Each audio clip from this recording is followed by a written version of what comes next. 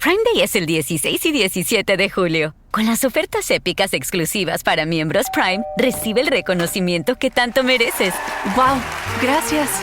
Ni siquiera preparé un discurso. Quisiera agradecer a mi familia, que siempre necesita cosas. También a Sam, mi repartidor, por entregarme todas mis ofertas increíbles tan rápido. ¡Te adoro, Sam! ¡Mua! Compra ofertas en electrónicos, hogar y más este Prime Day, del 16 al 17 de julio.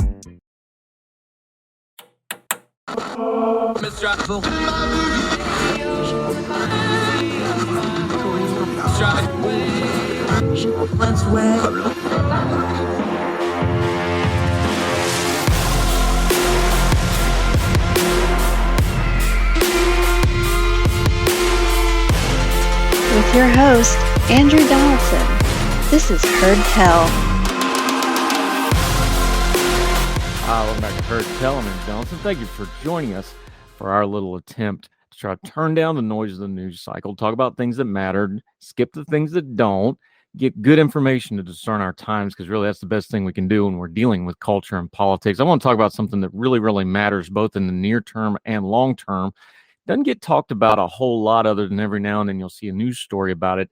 The teacher shortage. Now, it's a nationwide problem, but of course it's different in different places. My home state of West Virginia, it is at a critical level. It's an absolute disaster right now with the teacher shortage. Other places are doing a little bit better, but there's no denying that there's a teacher shortage. But why? Let's back up a little bit, because there's a lot of talk about this issue, but there's also a lot of reasons for it. It's complicated. It's not just teacher pay. If teacher pay was the only incident, we could fix it by just dumping money. And as we already know, and we cover extensively, we spend more money on education than any country in the world. We're not getting a lot of return for it. So it's not just the teacher pay, although that's part of it. We'll get into that in just a second. Let's back up, though. One of our core principles here is things don't happen in a vacuum. They happen in a sequence. Let's start with the near-term past with COVID. That exposed a lot of things about the education system and a lot of lessons that, frankly, we are not learning properly. We need to go back and reflect. One thing it showed, we put tremendous pressure on our teachers. Now, I'm talking about our in-classroom teachers. One of the problems here also is a lot of that money, a lot of that funding has been going to other things in the school system that never darkens the door of a classroom. The administrative level of education has exploded, and with its salaries and job opportunities. There's another part of this too that teachers are having a hard time is, yes, they're not the highest paid profession in the world, but they are increasingly demanded to have more and more education, and education and certification is expensive, and that outstrips the wages they earn. That's a problem. Also during COVID, remember, you had at least 2 whole college age groups, and I know this from personal experience from somebody that I love and care for deeply, was in the middle of their student teaching to become teachers at the college level. When COVID hit and shut it all down, it turned them off so bad that they don't want nothing to do with it. I wonder how many other people had that same problem. Also, let's go back in history a little bit. This is not the first teacher shortage our country has ever faced. In fact, both my parents were career educators. They're now both retired, but they became educators, and they both got to go to college out of relative poverty. They both got to go to college on federal grants to become teachers with the understanding that they would stay in West Virginia and be teachers afterwards. And they did for over 35 years. My mother as a special education teacher, my father as a social studies teacher. He also coached, also became a principal later on. Now, that's how they went to school. But that whole generation that did that has all mostly retired now. They're all in their mid to late 70s. So that's part of the teacher shortage problem now, is you had that entire baby boom generation from the late 60s, early 70s that went into the school system. They've all retired now. It left a gap. You see that in a lot of other industries as well, not just teachers, but that's part of the problem. So with that backstory, let's bring it back up to today and the teacher shortage and what to do about it. This is not going to be a buzzword answer or a political answer. There are cultural and economic concerns that will be individualized to certain states and even certain school districts. Rural districts have different challenges than inner city districts. Suburban districts have some advantages that city districts and rural districts may not have, such as having growth. And these districts and states start getting into competition for their teachers. That's not super healthy, but it is what it is. So what do we do about it? This is going to be an all of the above kind of a fix. Yes, you're going to have to deal with teacher pay, especially in certain areas, and teachers should probably get paid a little bit more than they would in some places. But that's not the whole story, and that's not the whole fix. The educational part of this and the certification portion of this needs to be dealt with. With education getting more and more expensive, if you're demanding teachers have more and more education, that means they're spending more money, going more into debt, possibly with student loans, before they ever get into a classroom to start earning for it. That's not good. Also, there's something to be said for people that are already experienced in life, that already have bachelor's and master's degrees or even higher, but they're not allowed to go into a classroom and teach in the fields that they are experts in without a, quite frankly, Byzantine process in a lot of places. We should streamline that, get more people that know what they're doing in the fields that they study, things like science and math that are hard teaching places to fill, and get folks in there. There's also vocational things that you could do to get certain teachers in there. I know the military's had a troops to teachers program for years and years, people that can come in and, if nothing else, at least be substitutes in the short term. And if they have their degrees and other qualifications, perhaps can have a second career. People that retire from things like the military and other things in their early 40s could still have long careers in education. Why are we talking about this, though? Because this is important stuff. If we're not properly educating our children, a lot of this culture and politics stuff we debate isn't going to hash out really well in the long term with the next generation. Let's go back to COVID for a second. What COVID taught us is how we really think about these schools. We think of them as job programs first and foremost, daycare centers second, and occasionally places to do education. That's what our actions tell us. That's what our funding tells us. That's what our politics tells us. That's what we really think of education. Education is not some magical unicorn that you just put the word education and people learn. It's something that's got to be done. My parents were both teachers. I saw it firsthand. Teachers, the good teachers, work really hard. It's a grinding, challenging job under the best of circumstances. But we want to act politically like we can just throw money at it and put people in certain slots, and education in the classroom will magically happen. That's not the case. We need to stop treating our education system as a giant jobs program for a lot of people. And education is big business in America. Let's not kid ourselves here. And we need to quit treating the public education system, especially, as a giant daycare center. And we need to all collectively sit down and decide what education in America means. And then we will be able to start fixing things like the teacher shortage. Because right now, a lot of the teachers just feel caught in the middle between a public that can't be happy, parents that aren't happy, an administrative state that's getting more money, more funding, more paid than they are without doing the actual in-classroom work they are. They feel squeezed on all sides. And COVID was the last straw for a lot of them. And they're throwing up their hands. Yes, parents are being overly critical sometimes. Yes, students are really hard to deal with. But we need to get our teachers in the proper perspective. We need to give them the proper support. And then we need to start actually fixing this problem as it exists in the United States of America in the year 2022. Because in the years to come, if we continue to have teacher shortages and don't have quality people teaching our children, a lot of this other stuff ain't going to matter. It's going to be a shambles no matter what we do. More Herd Tell right after this.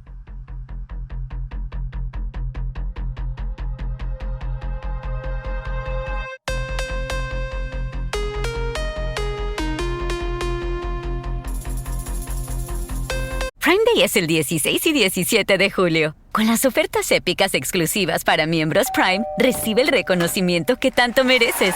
¡Wow! Gracias. Ni siquiera preparé un discurso. Quisiera agradecer a mi familia, que siempre necesita cosas.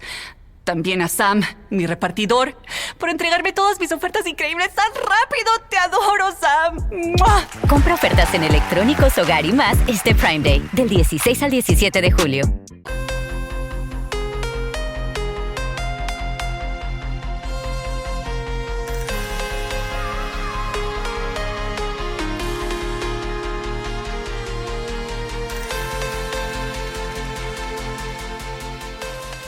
Welcome back to Herd Tell.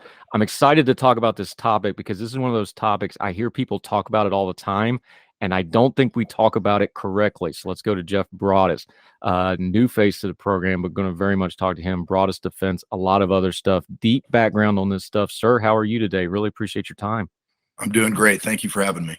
Let's start right there because I want you to give folks a little bit of background on what you do with Broaddus Defense. But this is one of those things where Yeah, the military and law enforcement, they have the expertise on this thing, but more and more, there's a knowledge gap to the average American where they need to have some of this knowledge, even if they don't have that background.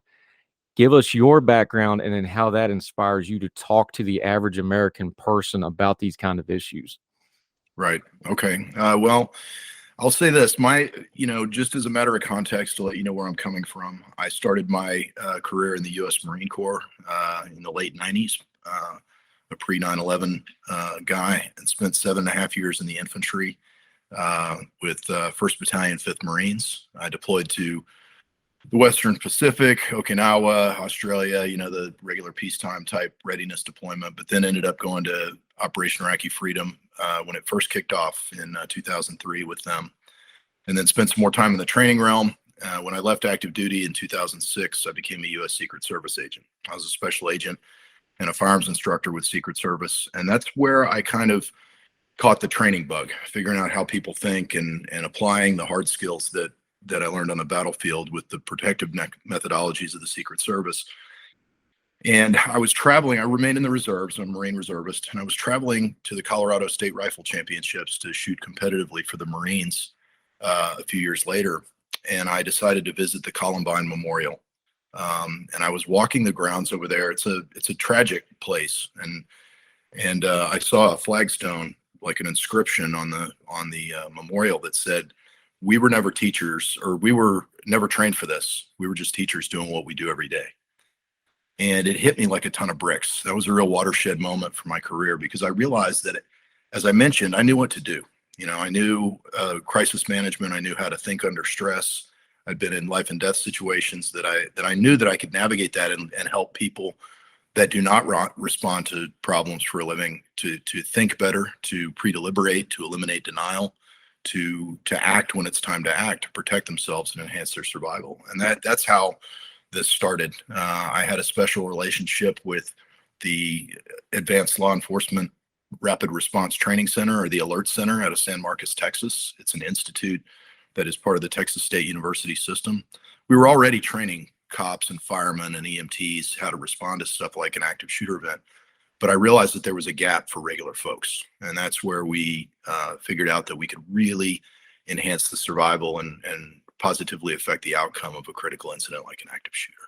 Yeah, the thing with the schools is that's the one I think everybody universally relates to, because they've all gone through school. A lot of folks have kids. That's the one where it really hits home for everybody all at once. Look, I remember taking my kids to school the morning after Parkland, and we had, we had really great SROs. That's the sheriff's department where I live. Heavy presence that morning. I mean, they were all over the place, very visible for good reason. That sort of stuff. That's the one that I think hits people at home. You just mentioned it inspired you as well. What do you do when you have a moment like a Parkland, like a Uvalde, something like that? But we know how the news cycle works, right? Right. Even as bad as it is, it has a shelf life. It revolves back down. How do you take that moment and take it into concrete action? Because that seems to be where the fallout is. Like, yeah, we can do things like single points of entry and electronic locked doors and things like that. But when you start talking about vigilance, awareness, preparedness, how do you gap that from the urgency of the moment of let's all do something to, oh, let's go back to business as usual, because schools are a bureaucracy. Let's be honest about it. How do we gap that? Right. That's a good question. Well, the short answer is, post-incident, I don't do anything differently. In fact, my network of professionals that are involved in response training and things like that, we debrief this stuff in person at our annual conference every year. And I hear firsthand from the people that were actually first through the door how things actually went down. So I don't watch too much news. Every now and again, media will reach out to me for some commentary. I try to lend some sanity to it. But unlike your program that I'm a little familiar with, the noise, as you mentioned, the noise, the 24-hour news cycle, let's immediately start talking about gun control. We'll have two halves of the screen yelling at each other, and then 24 to 48 hours later, it's business as usual. We're not training people to do anything different post-incident. We're just doing a lot more of it because people are interested. Your point about schools, we care about the educational environment because everybody in the workforce has either kids, grandkids, nieces, nephews in school. And I'm no exception. I have 3 little ones that are school age. And this stuff terrifies me too. The difference is that I've got the tools to give them and to give, teachers and faculty and other students that they can make a difference. I've seen some very fancy, important politicians get on TV and say, tragically, there's just nothing we can do about this. And that could not be further from the truth. I think that's irresponsible to say that. The schools, statistically speaking, in the last 22 years of data that we've collected on the active shooter problem, schools statistically, these events only happen in schools about a quarter of the time that they happen. Most people are surprised to hear that, about 25% of the time. We care about it because the nature and the density of the victims, the ages. I do this for a living, and after Sandy Hook, I wept. It got me, and I think that if what I would tell people is the buzzers, the cameras, the single points of entry, all of those things are effective in their own right. We do security consulting for brick and mortar schools and facilities, and we advocate for all those things. But they're all concentric layers of security that work together to solve a problem. No one thing by itself, and certainly no inanimate object, is going to stop this. Vigilance, human software, what's between the ears as far as your situational awareness, all of those things are the most important component to being ready and reacting to something like this. Our training focuses heavily on human factors of violence, what being scared does to your decision-making ability, and how we can head that off and understand how our brains are wired so that we can perform better. The other thing I'll say is that it is usually not the new wall, the bulletproof backpack, the camera, the lock. All of those things, like I said, work together, but they're not the solution. I heard a very smart person at a school safety conference recently, and I forgot who it was, but this was a really great observation, that in all of the incidents that happened at their school, and they ended up having a school shooting, what got left out was the child. They had the safest building in the world. Everything was right. But the middle schooler that perpetrated that particular shooting, you went back in their history of mental health care, of counseling, of people noticing aberrant behavior and talking to each other on their crisis management team. They got everything right except they left out the child. And that is a critical point as well.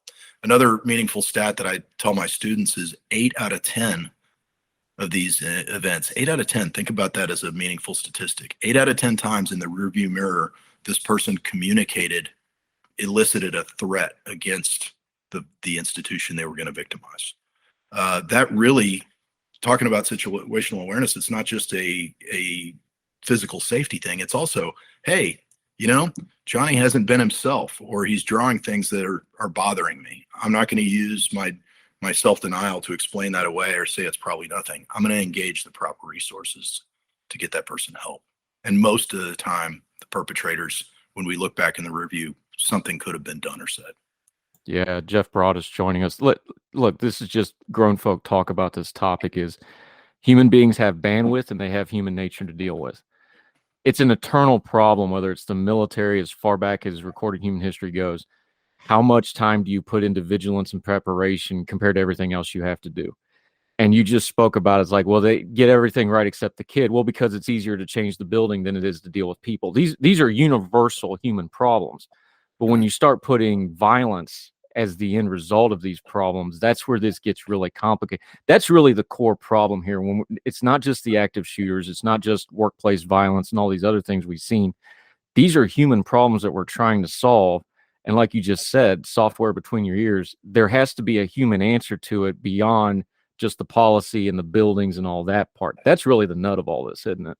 Right. Yeah, it truly is. And, I often get asked, I've got an enormous breadth of people that I work with, everything from, faith-based institutions to kindergarten teachers. They're never going to have, somebody with guns standing around, probably nor should they, right next to them all the time. We teach them how to lock down their classrooms or how to evacuate, all the way up to we train law enforcement snipers in training. And even I've hosted training for some special units in the military. The common thread that runs between all of them is that they have blood pumping through their veins. They've got a heart in their chest, a brain in their skull, and these are people. They're human beings. Even if they're wrapped in a uniform and Velcro and gear, or if they're just a school teacher. They are all subject to the human factors of violence and the stress response, the sympathetic nervous system that engages in our body when we're scared.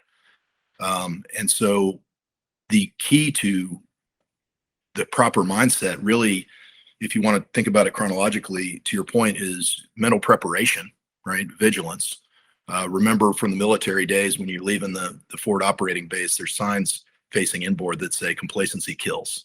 So when you're out there on that patrol, you have to keep your head on a swivel, what I call condition yellow, right? Relaxed but aware that problems could be a problem. People should be like that in their workplace every day. And that takes a certain discipline because, people are fickle. They forget. Oh, you're scared the next day after a Sandy Hook happens or a Parkland happens, but what about a year later? So yeah, you have to keep your head on a swivel in the preparation. The other thing is training. The reason that people in the military and firefighters and special ops guys and all, the reason that they perform well, they weren't born special. They prepared. So by training regular folks within their context, I don't expect a preacher to conduct his church, head and eyes up doing 5-point scanning sequence on every one of his parishioners. That's not his job. But noticing your baselines in life and being able to identify anomalies in that baseline. Hey, what's wrong is wrong. Okay, I'm ready to make a decision that something's wrong, is gold. And when we do training, what we're trying to do, we have 3 goals basically we're trying to teach regular people to do, is eliminate denial from your process. You got to do that ahead of time. Okay, if I hear something loud in my office space on a Tuesday morning, it's not firecrackers. Okay, let's get rid of that right now. The next thing is you need to pre-deliberate. So we're both sitting, I'm sitting in my home right now. You're sitting, it looks like in your home or your office. You're in a habitual workspace every day. So you have the ability to pre-deliberate ahead of time. What will I do? Decide ahead of time. Hey, how am I going to get out of here? What's my primary, secondary, tertiary exits if I had to? If I had to lock down my space, if I had to barricade in here because I couldn't get away, what could I use to do that? And then lastly, hey, is there a weapon of opportunity I could use to defend myself if necessary as a last resort? You think about all that stuff ahead of time so that we know that under stress, we make bad decisions because we get dumb when we're trying to fight, flight, or freeze. So what we do is if we pre-deliberate ahead of time, we don't have to say, oh, what am I going to do? We just execute the plan, right? Yeah. And then the third thing we tell people to do is when it's time to act, do it aggressively. My football coach used to say, if you're going to screw up 110%, right? So that's what you do is when it's time to act, you do so aggressively.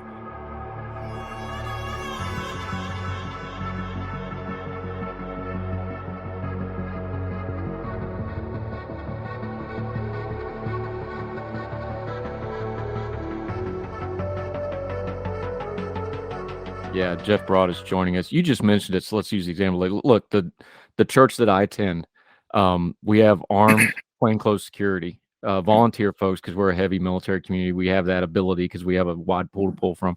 I know the folks that are there. So, because look, I got my own issues, like you just said. If I sit in a crowd, sometimes I start looking at sight lines and exits, and I'm not paying attention when I'm supposed to be paying attention to God. Right? Right. That's just me. When you work with a house of worship or a big business that has a big common area like banks, things like this that you deal with that could be targets soft. When you go in to talk to these folks that don't have that background and you start putting it in, what is the first things you start trying to tell them, because you want them to have kind of a sense of urgency, but you don't want to have perpetual panic either. Maybe ratio ain't the right word, but there's some kind of a balance when you start introducing this kind of stuff to the general population. How do you go about it, and what do your clients, and when you're talking to them, what's that look like? Yeah, well, it's important when you're dealing with different kinds of people. You've got to build a rapport with folks first. You got to let them know that, hey, yeah, I was a scary infantry Marine. I was a secret agent, whatever, all these fancy things. When they hear your resume, they walk in and they're some of them are very visibly tense because they don't know if I'm going to go drill instructor on them or if I'm going to, talk about, killing and violence. It's intimidating and nobody likes to talk about this stuff. So usually we break the ice a little bit and I say, look, I'm a father, I'm a husband, I'm a believer.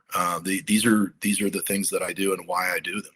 I tell them the story about Columbine Memorial and say, look, this hit me in the gut. And and I'm here to make you safer. I'm here to help you, to arm you, practically speaking, with some tools that you can use mentally to get ready for something that, by the way, is a very low probability, high severity incident. It's probably never going to happen to you. But if it does, you can relax, right? From this day forward, you can relax because you know what to do.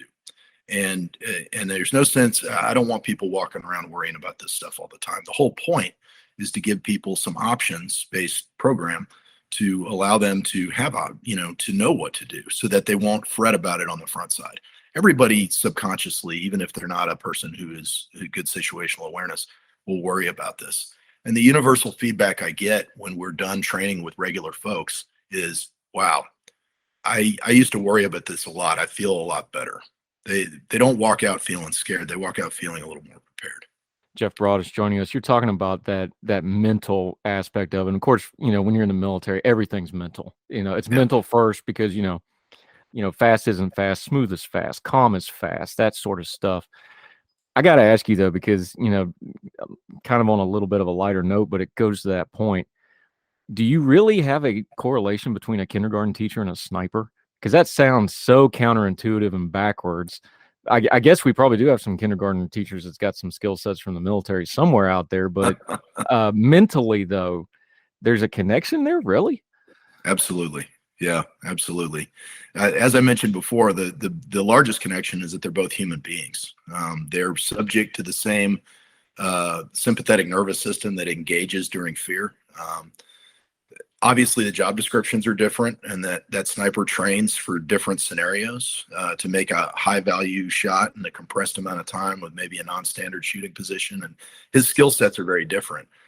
My wife's an educator. She teaches second grade, has since I've known her, and I would challenge you with the notion that if I were to put that sniper in a room full of 25 second graders or kindergartners, they wouldn't be able to handle it the first day. Okay. So it's a different kind of stress. And so, yeah, I would say the connection between them is that they're both humans. The other connection between them is those people, neither one of those people do that job for the money. These are purpose-driven people that do it because of their faith or their desire to develop little minds or their desire to protect the innocent on the law enforcement side. These are people that are purpose-driven and they care about their jobs, and calmness of mind and preparation makes them better at their jobs. And so you joke about the kindergarten teacher. I got to tell you, I have some clients here in Texas. We do have armed school guardian program, and we engage in that training if that is the correct option for the client. And one of the things I've noticed is these are self-selectors. These are people that stuck their hand up and say, hey, I want to learn a skill set to make myself a better protector. They're already coming to me. We're talking primary school teachers, young, usually women under the age of 40, that are saying, hey, teach me so I can protect these kids better. And when we challenge them with stressful scenarios, with or without a gun in their hand, we see the claws come out. We challenge them and say, think about why you are here. And the mama bear instinct in a classroom teacher who doesn't have maybe the hard skills yet before they come to us, that instinct in them, that drive to be a protector, to protect the innocent, is much, much stronger than most people know. And rolling around with a weapon's not for everyone, and we don't advocate for that. But if you make the choice to do that, you're either an asset or you're a liability. So what we do is we find the why in that person and we engage it, because it's going to be a superpower for them to succeed. Yeah, Jeff Broaddus joining us. Look, we've all seen it now. We saw workplace violence recently with the Walmart shooting. We've had, more mass shootings. If somebody finds themselves in this situation, I find the news media narratives on this, and frankly, some of the training that people talk about. Look, run, hide, fight. I know it's a nice little slogan, but it seems insufficient to me. And of course, I've had other training, so it kind of butts up against some of that. Give folks something a little better than that. And I know you can't, combat train every single person in America, nor should we, frankly, because that could be detrimental. Give some folks some practical stuff, because everybody has fight or flight in them. What's Right. just one or two things when that fight or flight hits them that makes them make the good decision between those two things? Because your body's going to do one or the other, whether you want it to or not. It's Right. just how do you steer it that 2, 3, 4 degrees to make a good decision? Give Right. folks something to do with that. Well, the staff response model, we call it, that we advocate for is similar to run, hide, fight, but it's a different directives. We use the terms avoid, deny, defend. A couple reasons for that. I can't tell a person who is confined to a wheelchair to run. I've shut them down immediately. All right, and they're just as at risk, or even more so than somebody else in a situation like that. So we say avoid the attacker. If you can leave, leave. And by the way, you can do this long before things go kinetic. If something ain't right, leave. You're hard to hurt if you're not there. And then the second step would be deny access to your location. Not the kind of denial where we think nothing's wrong, but the kind of denial that says, hey, I'm going to deny access by making an obstacle, by locking down, barricading my structure, my room. And then the last one, instead of telling people to fight, we tell them, hey, our HR department's legal people, they like the term defend, because everyone does have a legal and moral authority to defend themselves with violence if necessary. So semantics, avoid, deny, defend, or run, hide, fight. The most important thing, Andrew, is mental preparation. Deciding what you're going to do ahead of time, because you're right, you don't know what you're going to do. I find myself, I'm not immune to this, having a near miss in traffic or something like that. I feel that jump in my bloodstream, and you lose your breath for a minute and you get scared for a minute.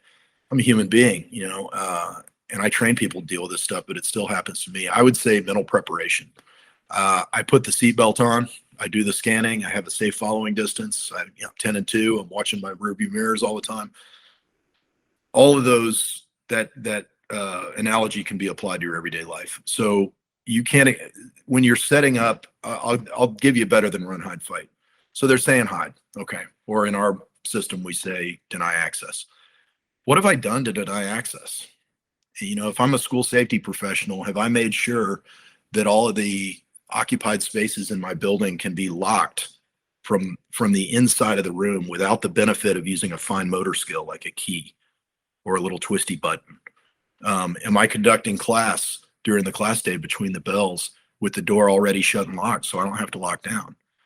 These are all best practices now, but it's got to be done ahead of time. I can't go around and replace the doors, frames, and hardware or whatever in my school during an incident. It's got to happen months and years ahead of time.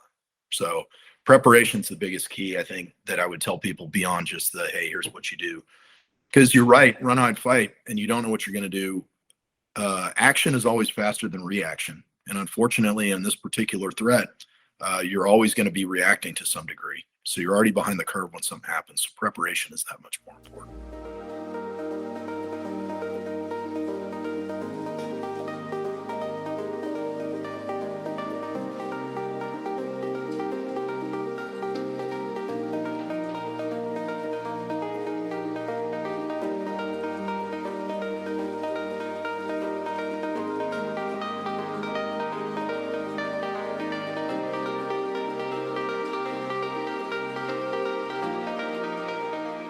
Yeah, Jeff Broaddus joining us. You talked about one of the turning points for you was thinking about Columbine and what happened there. I can't think of a news story that hit me harder than the Uvalde thing. It enraged me on a lot of levels. And now we are, a couple months down the road, and exactly what a lot of us that kind of cover this and keep up with these kind of topics, exactly what happened. It has kind of slipped from the consciousness. It does not seem like we've had very much accountability, if any at all. It doesn't seem like we've had a lot of reflecting on it. You're an expert on this. You do this all the time. When you review the whole of the Uvalde incident, from the active shooter situation, which was a little unique from a normal active shooter situation, to the standoff, to the response, to what happened afterwards, which just enrages me. When you take the totality of it, what are you taking from that going forward? Because people sure seem to stop talking about it. And I don't think we should, because I think there's a lot of stuff in there that we needed to hash out just as people, let alone as people concerned about things like security and policy issues. Right. Yeah. So that's a great question. And of course, being in this space professionally, Uvalde was very, very upsetting for those of us that are out there beating the drum every day, trying to get responders to behave appropriately. Look, the bottom line is there are operational goals when you respond to an active shooter. As someone who stuck your hand up, took an oath, you wear a patch on your arm, you carry a gun around, you wear body armor, you carry a radio, you have friends that have body armor and radios and guns. This is your job to respond. There are operational goals for police, and they are in this order: stop the killing of innocents by stopping that killer, stop the dying by doing point of wounding care on people that need it right then before the EMS arrives or before it's safe to go. And then the last one is rapid casualty evacuation. Those operational goals should be understood by people that are first on scene and by people that assume command.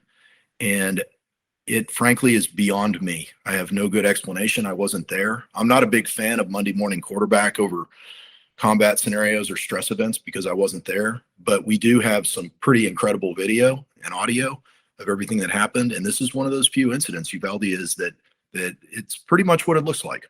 It looks like a failure of leadership. It's a failure of operational goals. It's a failure of command structure. And it's beyond me how that many law enforcement professionals could be in one place and had not anybody for the first several minutes look up and say, hey, I'm going. Who's with me? Because those are the people I work with. Those are the people that I know have already decided what to do. We've all made a commitment to one another that if we're ever placed in that situation, that's what we do. Now, I will say this. I don't lump everybody on that scene into one bucket because we know in law enforcement, you're fairly independent when you show up at something. There is no command and control like a military unit where you show up with 5 of your friends and you're all working together and you have your own job and your boss is right there with you. When you show up in law enforcement, you get out of that cruiser, put your feet on the deck, probably before the thing stops moving, and you start gathering information and you respond to the information that you have. We know that subsequent follow-on units were told in no uncertain terms they had a barricaded subject. I don't know how they processed that information if they heard continued gunshots, which they did. But I do know that the failures really were with our first guys in there, our first incident commanders, the school district police chief, abject failure, no doubt about it. If not negligent, maybe even criminally negligent. We should know better. And the kind of training that we provide and that the Alert Center provides is the answer to those problems. We haven't changed a page of the manual since Uvalde. We just teaching a lot more of it because people took notice. And I hope that continues. I'll say something else about the response because I'm enraged by that as well.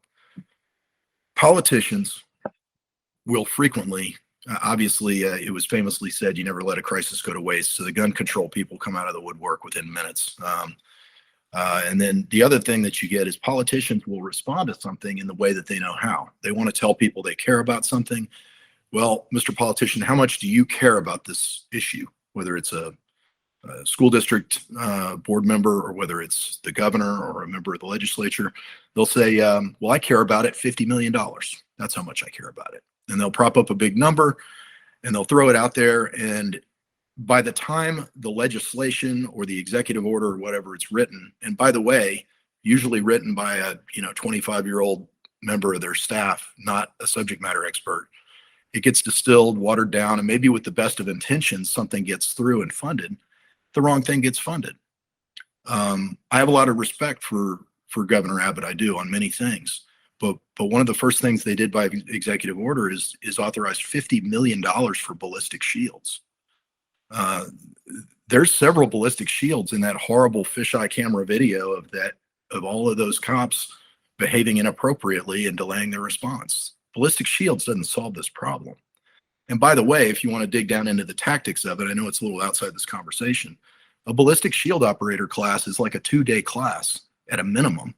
And on SWAT teams that use ballistic shields, they have a designated guy with special equipment, a different kind of weapon. And that shield is not for every scenario, certainly not for every active shooter scenario. They're highly used on fugitive warrant squads, during barricaded persons or downed officer rescue. But moving at a high rate of speed, direct a threat, and active shooter, that ballistic shield is not the appropriate tool most of the time. And so I would say that while the governor and his staff and probably several people that wanted to do the right thing authorized a bunch of equipment. Equipment wasn't the problem in Uvalde. They had all kinds of cool equipment there. It was operational command and decision making. And if they would have applied $50 million to training every peace officer in this state in the concepts and principles of incident command and operational goals responding to an active shooter, that would have been a better application of those funds. Yeah, I had an old chief told me way back when I was a young and very, very not very good enlisted person, was like, the bigger the mess, the bigger the leadership failure, without exception. He's like, that's always the ratio.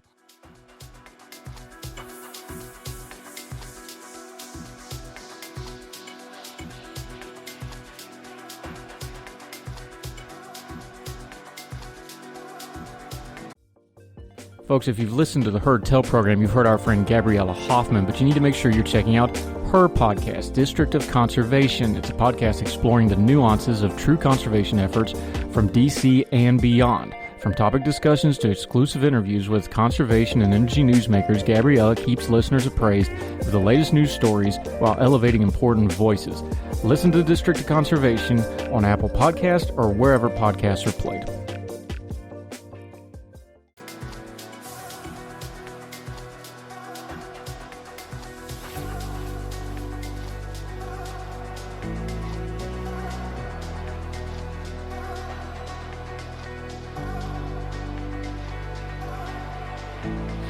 Jeff Broaddus, one last real quick thing I just want to ask you, though. How do we change our conversation about this? Because we can't do a whole lot about the news media. We can't do a lot about the politicians like you just talked to, but almost all of us have social media of some kind. When there is an incident, when there's whether it's a mass shooting or just a violent thing or a gun control debate or anything like this, what's something we can do to elevate the conversations ourselves, just the way we're talking to each other, either in person or on social media, that pushes the ball forward, at least the discussion part of it, even if it doesn't lead to a policy thing? Because I think we kind of miss the baby steps on stuff like this. We want a broad swath like that $50 million instead of just saying, hey, maybe we can get a little more specific with our nomenclature. We can say this a little more carefully, or we can reach out to somebody and try to find a little common ground here. Give us something like that we can do practically. I think we can, this is going to sound a bit Pollyanna, but I think that we can turn the temperature down on the conflict over the politics stuff, like the gun control or like, public funding or what have you. We can turn that down a bit if we all just have a little more empathy for one another and treat other people with respect. That really is at the root of all of this violence anyway, is somebody feels marginalized or somebody feels like they have to get revenge on someone else. We need to crank the temperature down and treat other people with respect and respect other people's viewpoints. Just because somebody has a different path to what we all want, which is a safer learning environment for our kids, for example, I'm not going to start throwing insults at them and tell them they're trying to destroy my country and stuff like that and then take my guns away or whatever. That's not useful. The other thing I would say, and it's a little unrelated to that, but it is related to social media and media, is we have to stop. And this goes all the way down to a person that retweets or shares something or whatever. We have to stop bandying around the names and images of perpetrators of violence. There's a great campaign that the Alert Center in San Marcos pushes forward called Don't Name Them. There's information for media people at a website called don'tnamethem.org. And it basically advocates for, hey, if you're a media outlet or a police chief or a politician, and allow the PIO of the police department to put out the name of that suspect and any information they have about them a single time, or provide it to media in writing if they want, but don't stand at the dais and say their name over and over again and give them the notoriety that they sought by hurting people. Because when we retweet that image or we share that image, we're re-victimizing victims. We're giving that person the notoriety that they sought in the first place, and we're creating copycats. Contagion effect is a real thing. Long ago, media outlets stopped reporting and over-reporting suicides because psychologists told them, "Hey, this has a contagion effect." We know through data patterns that we believe that is also true with active shooter. If I know, because of the 24-hour news cycle now and because of social media, if I'm an 8th grader that's having a terrible year, and who didn't have a terrible 8th grade year, right? But this kid lacks the foundation to sustain triggers in their life, stressors in their life. And I know that I can get Shepard Smith to come to my town tomorrow and say my name over and over and over again if I do something horrible. It's a pretty short decision for me. I want to die anyway. I'm going to do that thing. But if we don't engage in putting their images up and saying their names, I think it removes some of the incentive.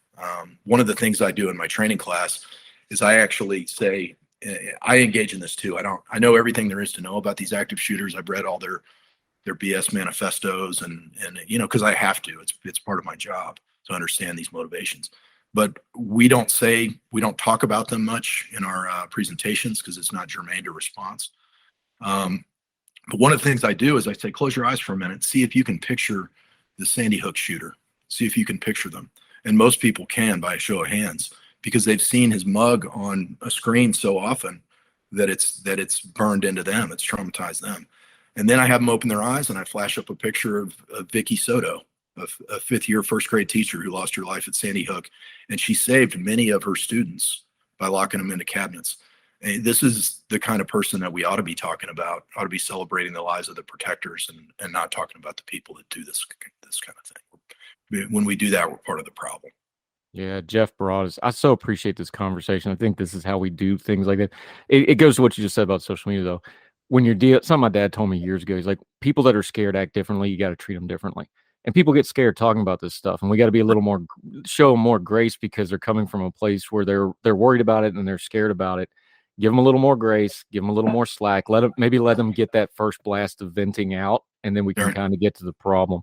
So appreciate this. Let folks know where they can keep up with you, what you have going on, not just with your business, but also with you, so they can follow you until we talk to you again next time on Heard Tell.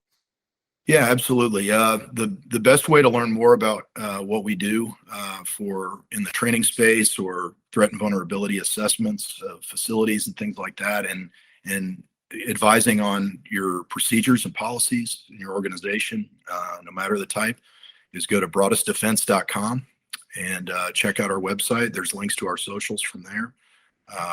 And we're very responsive. We'd be glad to reach out to you and talk to you about what your requirements are. And if all we get to do is point you in the right direction for some low to no cost resources, we're happy to do that. Or if we can help you further, absolutely, we can do that as well. Jeff Broaddus, so appreciate the time today, sir. Appreciate it very much. Absolutely. Thank you, Andrew. Yes, sir.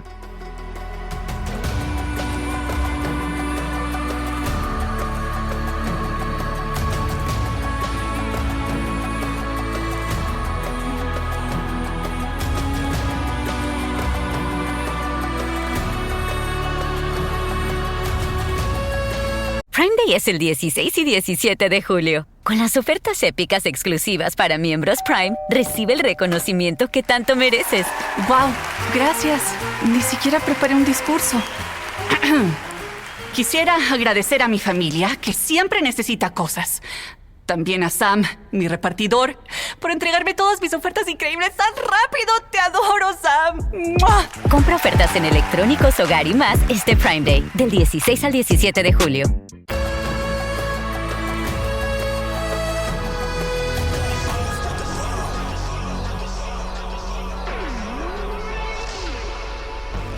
Let's end on a good note. We have this bizarre story out of Moore County, North Carolina, of obvious vandalism, perhaps something even more sinister, taking down the power grid out there for those folks. We'll cover that story more when it develops because we're not going to jump on this. We're going to let it breathe. A lot of people running with it and jumping to conclusions. We're not going to do this, but there's been some good in there from WRAL. The Moore County Sheriff's Office opened up their facilities. Anybody without power, if they need to charge their phones to use the bathroom facilities, they have gym facilities, locker room facilities. They've opened up their ability for that. And also Harris Teeter, the grocery chain, one of my personal favorite places to shop, frankly. They have offered, they will give 10 pounds of ice for free to anybody that needs it. Now, why is that so special? Well, folks that don't go through power outages or winter or hurricanes or things like that, you put ice in your fridge and your freezer, you can actually keep your stuff for a couple of days at least if you properly keep it iced, even if you don't have a generator or something. So this is really important stuff and a good showing of the community coming together when you have something obviously nefarious going on with the power grid. We'll cover the power grid story later, But we wanted to end on a good note. Good on the sheriff's office, the police department, and Harris Teeter for taking care of their community in this particular instance. That'll do it for Heard Tell. Thank you so much for joining us. Love to hear from you. We get interesting feedback. We build shows and segments based off your feedback. HeardTellShow@gmail.com. Heard Tell Show on the Twitter. Make sure you share us. We'd appreciate it. Make sure you're subscribing, iTunes, Spotify, YouTube, if you want to watch us, however you're watching and or listening, we greatly appreciate it. So wherever you are, across the street or around the world, we hope you're well. We hope you are well fed. And we will talk to you again real soon on Heard Tell. All the music on Heard Tell is provided under a Creative Content license from monstercat.com.